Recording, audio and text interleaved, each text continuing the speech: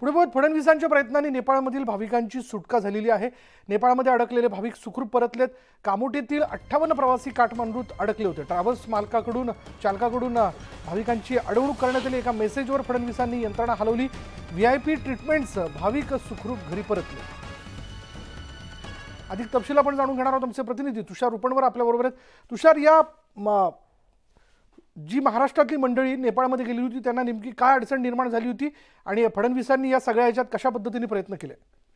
आपण जर पाहिलं तर विचार तर प्रामुख्याने नेपाळमध्ये पनवेलच्या कामोठे गावातील 58 भाविक या ठिकाणी धार्मिक पर्यटनासाठी गेले होते आणि यामध्ये 35 महिला आणि 23 पुरुषांचा समावेश होता।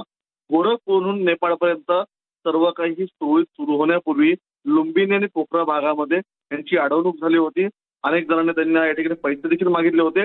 या भाविकांनी थेट देवेंद्र फडणवीस यांच्याकडे मदत मागितली आणि देवेंद्र फडणवीस यांच्या एका फोनने सर्व यंत्रणा हल्ली आणि सर्व भाविकांची सुटका झाल्याचे आपल्याला पाहायला मिळतात।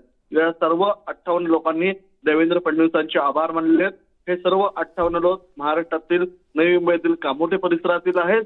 त्यामुळे जेव्हा नेपाळची यंत्रणा सज्ज झाली, नेपाळची यंत्रणा कामाला लागली, तेव्हा तिकडे चर्चा सुरू झाली की नेमका फोन कोणी केला आणि तो अर्थात फोन केला होता देवेंद्र फडणवीस यांनी।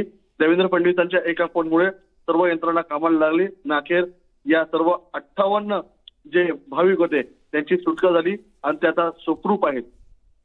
धन्यवाद तुषार या सगळ्या तपशिलाबद्दल।